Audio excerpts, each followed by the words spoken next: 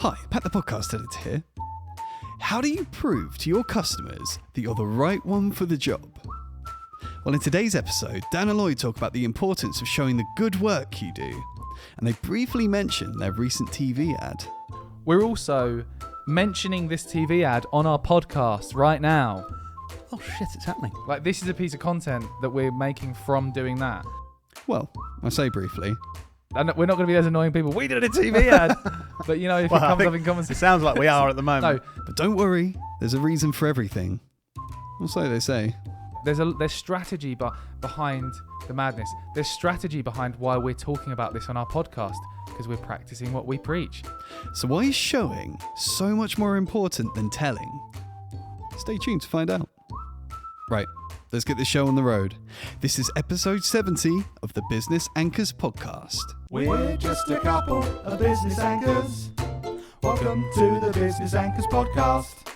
This jingle is slightly too long. This jingle is slightly too long. What is the number one most effective marketing strategy you can use to drive sales today? Well... Oh, hang on. That already sounds like you're doubting yourself. No, when I was preparing for this episode, you know, like, strategically we should be dangling the carrot and then giving the big shebang at the end so people keep listening. Right, yeah. I was kind of thinking, should we do that? Because strategically for us, that would be better if we had more listeners. It'll Just waffle on for half an hour and then at the end go, this is it. Yeah, but then I realised, let's not do that. Okay. So I think it'll be better for listeners if we just give them the answer to that question. Yeah. But there is a reason to stick around, because... We're trusting you, listeners, that if we tell you this early on, you're going to continue to listen to the episode. Because there's a lot more to it, and I'm going to unpack a real-world example of how we've done this recently.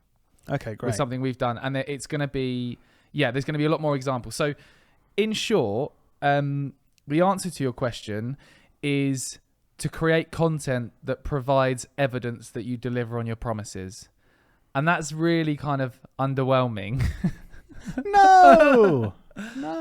But if you think about how the buying process works, you know, if someone's buying a new lawnmower or looking for a new accountant or looking for new mics for their podcast set, there's a process they go through to research and understand what is the best solution to my problem with all the options out there. And you listeners who are listening, you are probably part of a business, or you own a business, or you're a marketer for a business that solves a problem. So you need to understand what that process is and understand what you need to do to make sure you position yourself as the best solution. And again, looking back at historically what's worked for us and our clients, the content that demonstrates that you deliver on your promises, demonstrates that your mic is the best on the market for podcasts, or demonstrate that you're the best accountants for small businesses, that content that shows that rather than just tells it always helps convert the most amount of people. And even from our perspective, when I'm doing sales calls and stuff, people always comment on the things they've seen, like, I saw that you generated these results, I saw that you produced that creative that was really good, and they mention those things. I think something really key that you just said is about showing the results rather than telling. And I think that is the key that 90% of businesses miss. So 90% of businesses say, we do this really good thing, you know, however that's done, you know, in an Instagram post. We do great aircon installations, or it could be a big blog saying this type of aircon thing is really good. But very few businesses actually go, you know, we said we do really good aircon solutions. Here's this evidence of how we've helped someone get the best aircon solution for this particular weird room. And the annoying thing is, most people listening have that evidence already. They are doing good stuff. They are, you know, providing a good service for customers or producing good products for customers, but they're just not doing the less difficult part of capturing that in content and distributing it to the right people at the right time to convince them to buy your product. If you're doing great work, you've put the majority of the effort in and you've made that one customer happy, there's just the next step is sharing with the world the great stuff you've done with that customer, and that could reach thousands of people and get you loads of new customers, but you've only done a little bit extra at the end from what you're already doing for that one customer. Yeah. So I guess as for listeners, if you're listening to this and you aren't currently producing content that provides evidence that you deliver on your promises, this episode is vital for you, because I can't kind of emphasize enough how much this will change the game when it comes to the effectiveness of your marketing. I'm not just saying it for a good podcast episode. Literally, we've seen this ourselves. When we started to change our messaging to communicate the trackable ROI we generate for clients, when still to this day, whenever we speak about, like recently, I'll give you an example. Recently, we hit a milestone of tracking over £1.2 million of revenue for one of our e-commerce clients. And the second we posted about that and also shared some screenshots of comments of people saying, oh, I love this ad and stuff, instant leads in my LinkedIn inbox and instant sales calls and new business booked in. It just works. We've done all the hard work. We just had to say to the world, we did this really good stuff. Yeah. Look at it. And I think some people, again, I've spoken to quite a few business about it. Some people feel like that's boasting. Like some people feel like it's like, oh, look at me, I'm bloody brilliant, which I understand to an extent, but it's not. It's presenting the facts. It's presenting the evidence that you deliver on your promises. So I think people need to get over that thing of, oh, I don't want to look like I'm gloating. You're not. And before we scare people off when you say about if you're not producing content, just to let you know, so producing content can be what we do with fancy cameras and fancy people. Or producing content can be taking a picture and putting it on Instagram at a basic level. So I think whether you're listening and you're a one-man band that services printers and photocopiers, or if you're a marketer for a big brand, I think it's relevant at different ends of the spectrum. So don't be scared about producing content. That's a really good point. I think, and I've seen very small businesses that do this themselves very well, like before and after videos. So for example, I follow a carpet cleaning company that obviously don't have a huge budget to invest in agencies like us helping them. They do it all on their mobile phone, and they show videos of them doing a before and after, and it works so well because you're like, oh, my carpets look like that before. I want them to look like the after. I'll hire you. I've seen very similar with a local roof cleaning company and a local landscape gardener. Basically, they just post before and afters in different ways. So either a photo we can swipe to see the after, or a video to show what they've done. It's done on a phone, very simply, not professional, but it makes you, when you've seen a couple of them, you're like, oh, wow, these guys seem really good. And that's an example of this concept in its most simplistic form. There's a whole load of other ways that you can demonstrate you deliver on your promises that we're going to unpack in this episode. But that I guess that's a really good example of its most simplistic form, a before and after. But obviously, that doesn't work for all types of businesses. Like accountants showing a visual of a before and after. I don't know. Would they show like sad people than happy people? That might not work. But why do you think more people don't do this then, if it's so effective? I think a couple of reasons. I do think the whole thing of like people don't want to look like they're gloating or boasting. I think there is a weird like thing around that. Also, I don't know. Very honest. What other reasons do you think? I haven't thought about it much. Do you know what? I do think it's weird because it's such a simple thing that people don't do. And I think possibly because people think it's more complicated. One of those things where it can't be that easy. Because, surely I can't just post photos on Instagram and it's going to grow my business just showing a boiler that I've installed. But the reality is it does. And I think also sometimes people that haven't grown up with social media and maybe don't use it as much or don't understand the effect it has. So I'd say maybe decision makers that are above sort of 35 maybe. I'm trying to work out when that might be. That have only used social media and stuff in their more adult life. Not thinking, there we go, well, surely I'm not going to post some tiling and someone's going to book me just because they've seen a photo on Instagram. It's not just posting the tiling. It's not just posting the before and after. And this is where it gets more, not more complex, but like other ways you can do this. So it's the process that leads up to the tiling. What's the process you go through with a client to understand their needs and present relevant solutions? what's your customer service look like when they've got an issue? Do you have a team that answers them promptly and that kind of thing? It's showing all of this stuff that you deliver on your promises of delivering excellent service, supporting your clients through the journey of finding their best tiles. I think that's the thing. It's all of these things. There's so many. There's people out there like, I want my kitchen tiled, but I don't know where to start. I don't know what tiles I want, and I don't know how to do it. And if you present a thing saying, this is the process, we come in, we've got this tablet, and we show you all these different tiles.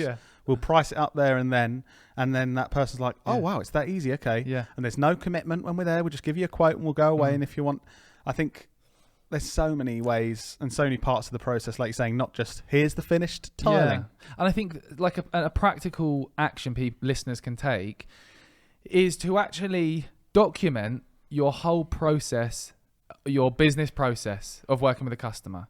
So it could be before you even engage with a customer, you've done a load of research to understand what the latest materials are to produce the best tiles. That's like all the work you're doing before.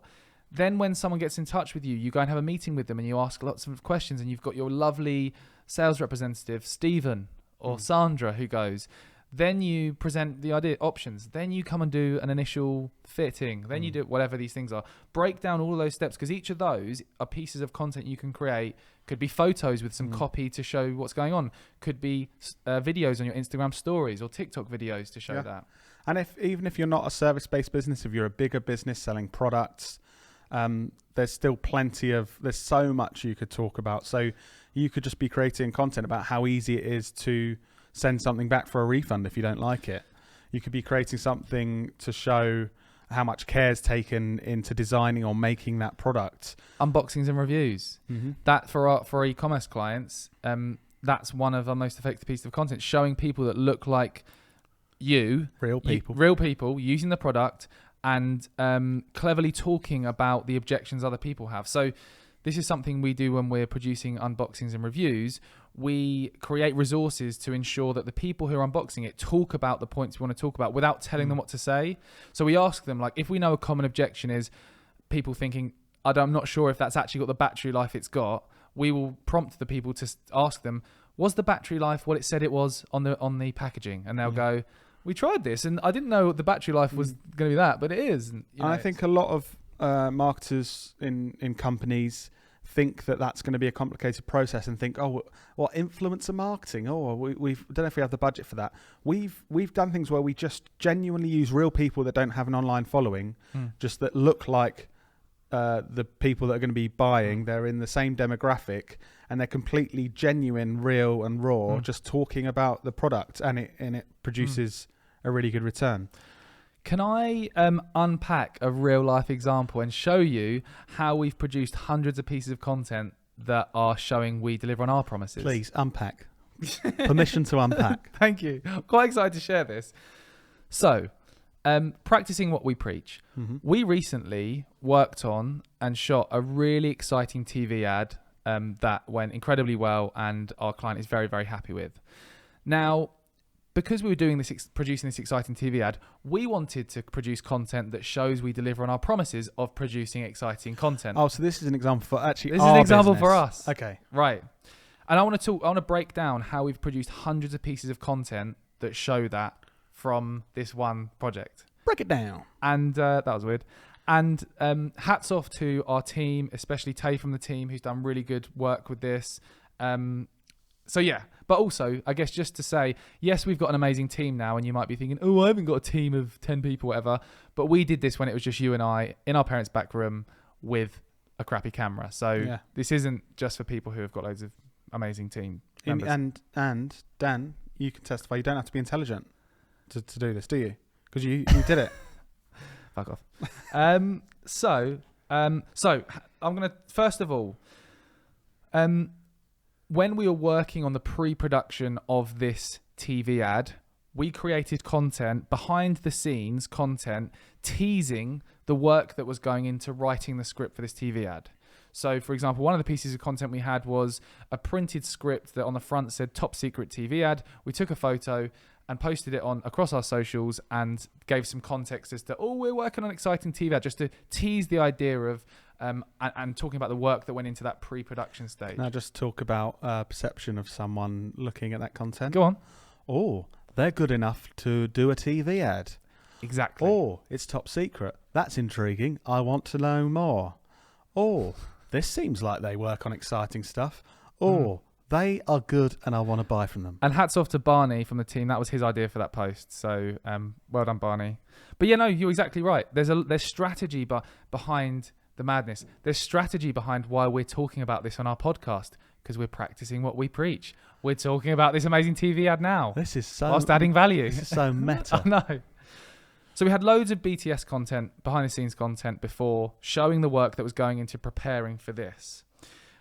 We were producing Insta stories on a daily basis, showing the weird props that we were sourcing, like don't know how many kilograms of peas we had to source to fill a bath full of peas, loads of hot dogs we had to buy for this hot dog thing, but showing the behind the scenes of us sourcing those products and the work that went into it on Insta stories.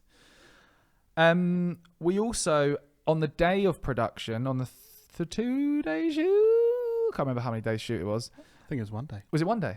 On the 1 day shoot, we had people creating behind the scenes stories on Instagram, showing what was going on, showing the production team doing a brilliant job of set deck and setting the scenes up and doing all the lighting and making it work incredibly well.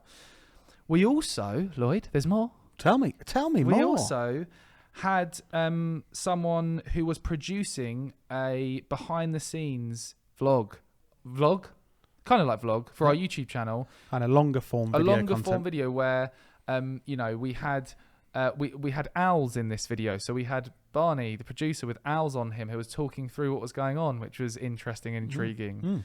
And we had Tay, who was presenting to camera, talking about all the hard work that was going in, with lots of plants there. Lauren had lots of plants, which was weird. And in that longer form content, you're communicating lots of different things about our business and what we do and how it works, because a lot of people may be considering working with you, but there's kind of barriers in their mind of, I don't really understand how that works though. I don't know if they'll be able to do what I need them to do.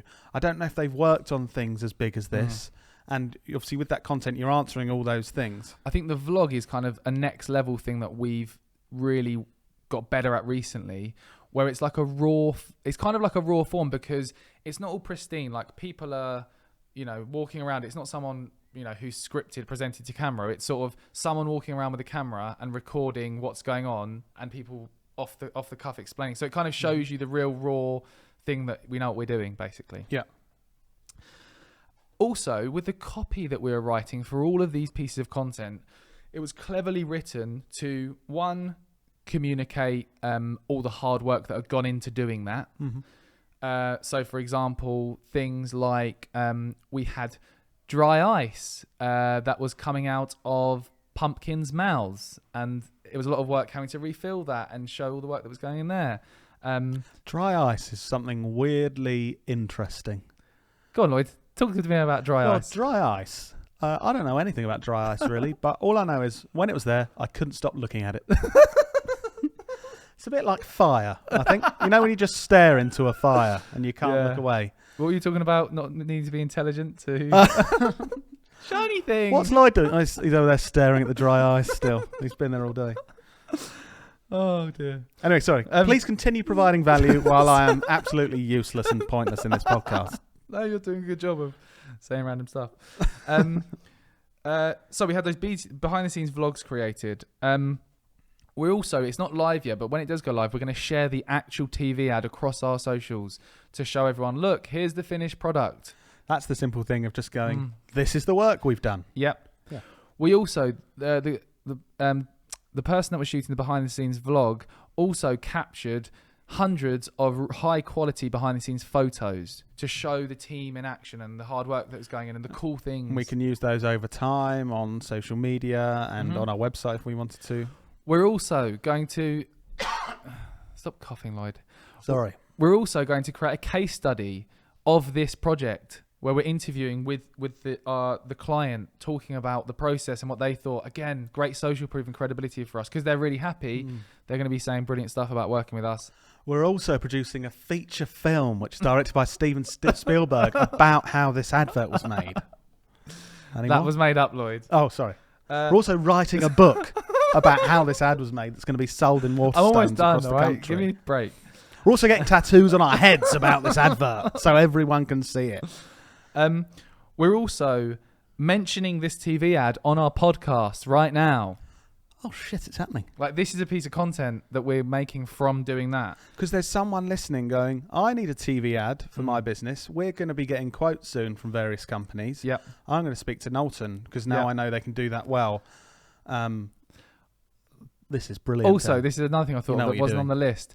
In our pitches now, when we're presenting to clients how we can help them, I've got some of the BTS photos of this TV ad shoot just so I can mention it when I'm pitching to say, oh, that was from a TV ad we shot the other day. It's weird. It's weird because actually we've worked on bigger productions than this TV ad. Yeah. But the perception of TV, for some reason, people really think highly of it. Yeah.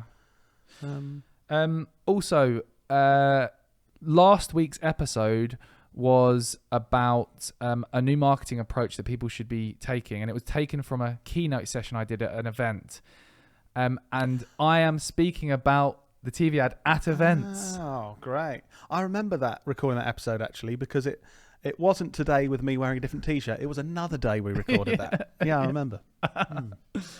Oh, God. It's difficult to do this podcast with you. Sorry. Continue. Also, when out networking, talking, we mentioned TV ad. We're not going to be those annoying people. We did a TV ad. But, if it comes up in comments. It sounds like we are at the moment. No. This is all across a period of months, by the way, that we're not like ramming it down people's throats. Other than now. Yeah, other than now. Only because it's... yeah, so I'm going to give up there. But there's more content than that, but that just goes to show. Yeah. I know I took the mickey, but that is a really good demonstration of how far you can go with it. And we only invest all that effort because we know that we've converted... lots of business previously. Don't know why I couldn't speak then, but we've converted lots of business from doing this in the past, and we know it's worth all this time and effort and resource to do it.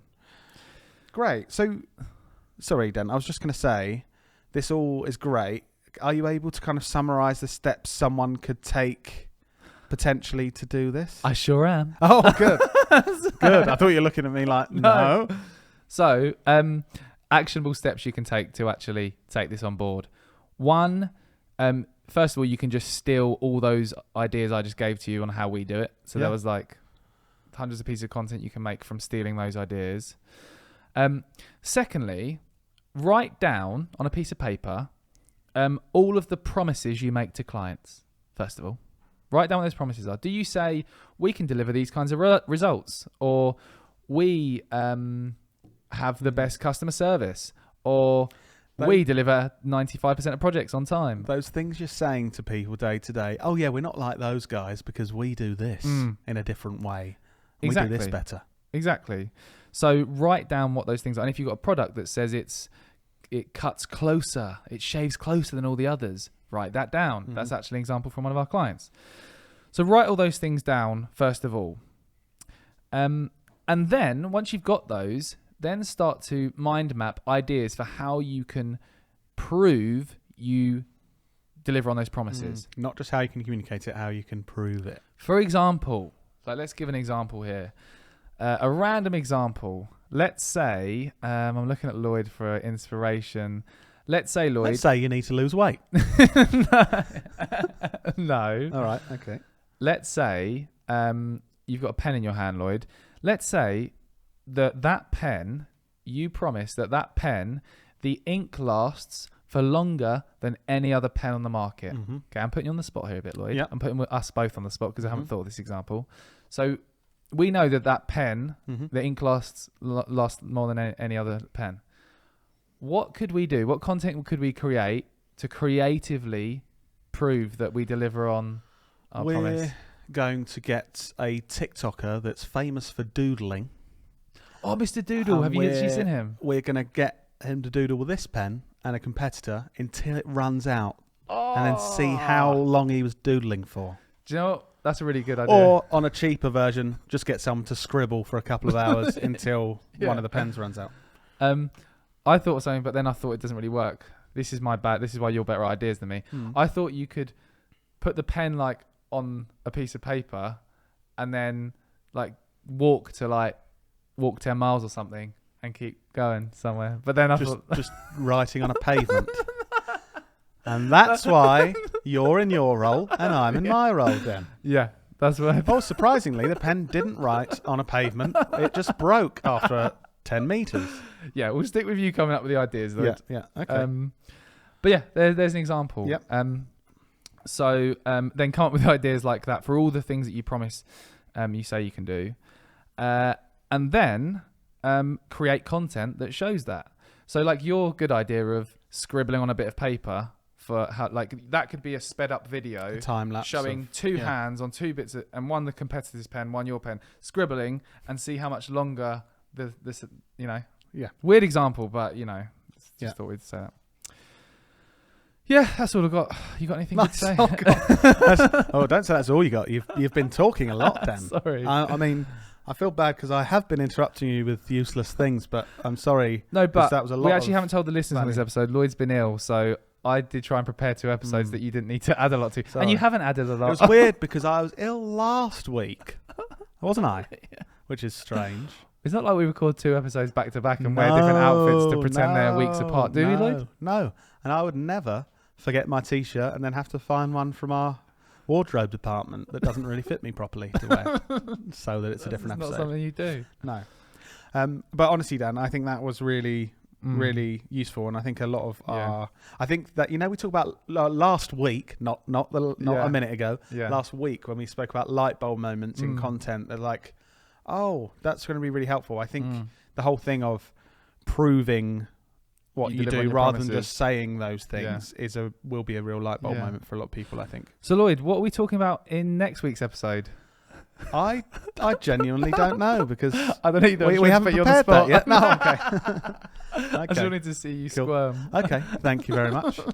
And on that note, we don't know what it is yet, but we will see you next week for a mystery Business Anchors podcast episode. See you then. See you then.